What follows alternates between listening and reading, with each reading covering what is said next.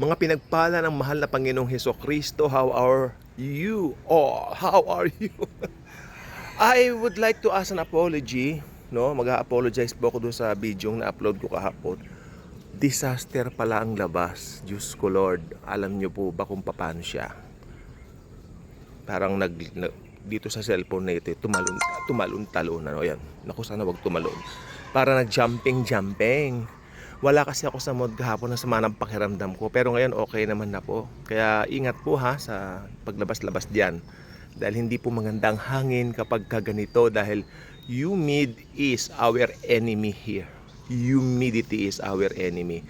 That's not a friend. That's an enemy from the devil. Tandaan niyo po yan. Anything na nakakapagpasama ng kalooban, ng pakiramdam sa demonyo yan. Okay? So good morning po sa ating lahat. Kumusta naman po ang mga araw natin?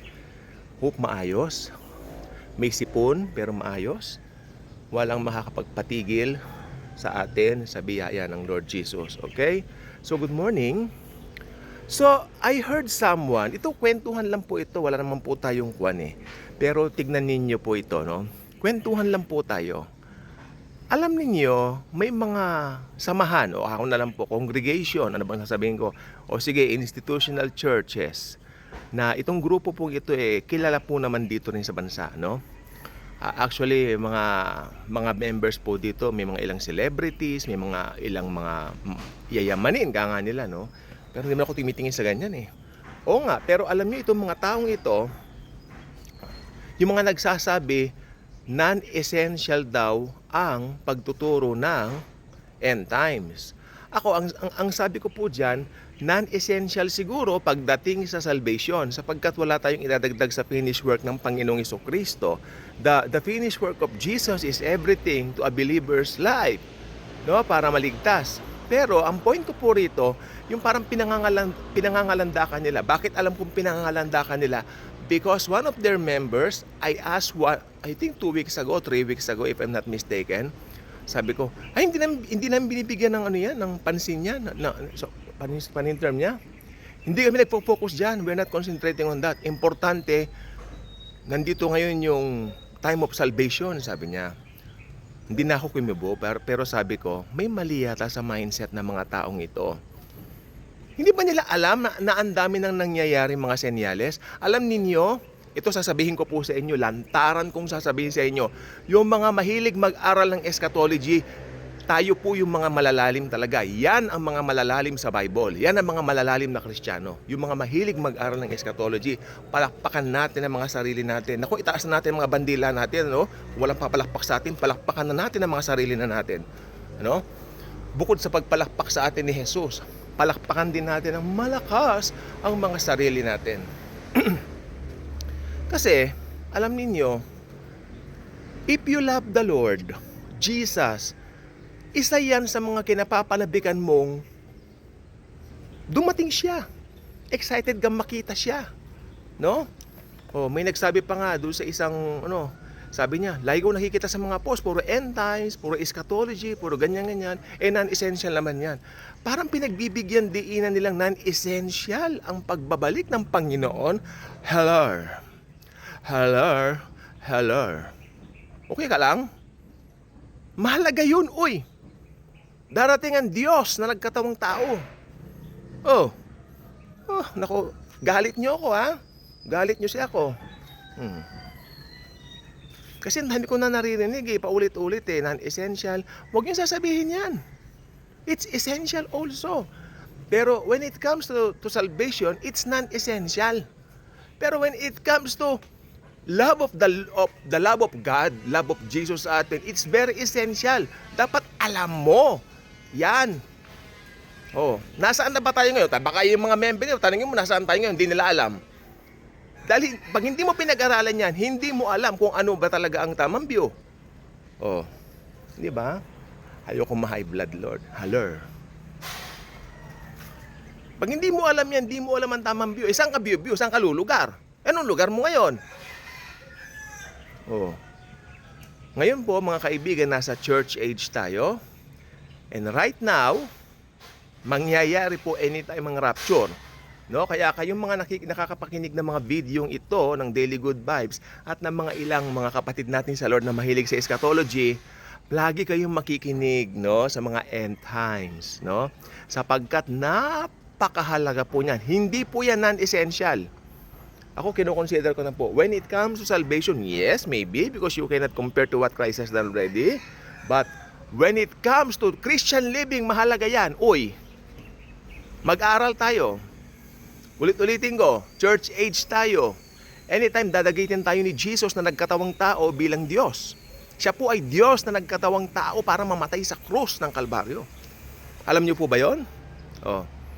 Dahil si Jesus ay Diyos, alam niya ang gagawin niya, dadagitin niya ang church bago dumating ang Antikristo. Ayan ang gusto ko sabihin.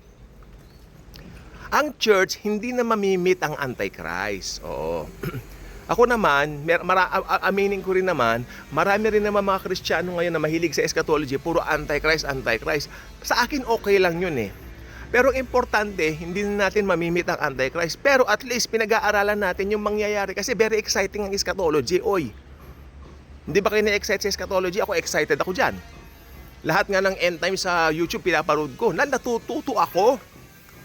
Kaya sa makinig ka naman doon sa puro karamihan ng mga modern churches kaya puro programs, puro events, magsiswimming. O sige, ay natutunan nyo.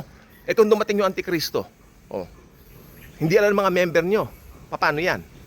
Hindi na left behind na. O, baka nga yung mga ibang dyan, hindi nila alam ang tamang paraan ng salvation eh. Puro events lang eh, hindi ba?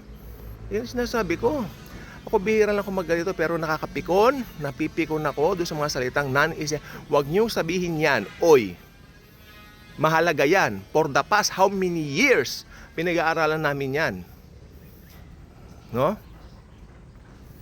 Maski ang pinanggalingan kong church, hindi masyado sa eschatology, pero malaki ang paggalang nila sa eschatology. At maya't maya, sabi nila, siguro mga 5 times sa isang taon, tinatalakay namin kasi mahalagang malaman ng church kung nasaan tayo. Check ako doon. Check na check.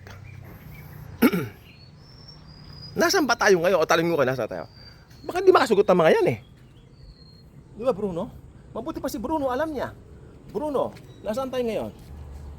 Oh, church age. Buti pa yung aso, alam eh. Oh. Di ba? Engkanto, halika. Engkanto, ano tayo ngayon? Oh, church age. Si Engkanto, alam niya. Buti pa yung aso. Oh. Diyos ko, Lord. Anytime the Lord will come. Oh, yan pang isa. The Lord Jesus will come. Paano? Sabi ng iba, may darating nakakabayo, bla bla bla. Ay nako po, pinagsama nyo ang second coming at ang rapture. No way, in many ways. Rapture muna, tapos second coming, kaya mag-aral tayo. Diba? Magipag-aralan tayo. Nandiyan ang YouTube. Sa TikTok meron, pero maigsi lang po kasi dito sa TikTok eh. Mag-YouTube na lang tayo. Nagdadami dyan. It's about time to anticipate the coming of the King. Darating siya bilang King second coming. Okay, amen? Pero darating siya bilang Savior ng church. Dito sa rapture. O yan, alam ba nila yan? Yung nakausap ko pong yun, yung nagsasabi ng non-essential, sabi niya, very busy sa kanyang karinderya. Oo. Diyos ko. Pero, nakakapagbasa naman daw siya ng Bible. Alam ba, parang, ang pagbabasa po ng Bible, dapat talagang kasama yan sa buhay. Damihan mo, aralin mo. Nandiyan ang YouTube. Ang dami siya nagtuturo. Nandiyan Daily Good Vibes. Maraming video dito. Panoorin nyo, matututo pa kayo. O, pero siyempre, unahin nyo ang Daily Good Vibes. The best ito. Diba? Nyak. Siyempre. No. Buti pa nga si ano eh. Oh, Suma. Ano tayo ngayon? Church age? Si Suma. Oh, mabuti pa si Suma. Alam niya. Buti pa yung aso. Alam niya. Diyos ko, Lord. The Lord will come anytime soon. Hindi po non-essential. Siguro, non-essential kung i-compare salvation because you cannot add anything to what Christ has accomplished already. Diba? What He had accomplished is perfect. Wala ka rin dadagdag. Pero sa Christian living, essential pa rin ang mag-aral ng end times. You should know it. You should know it. Nagka-good vibes ka na, o maging ka-good vibes na. Bye-bye, God bless.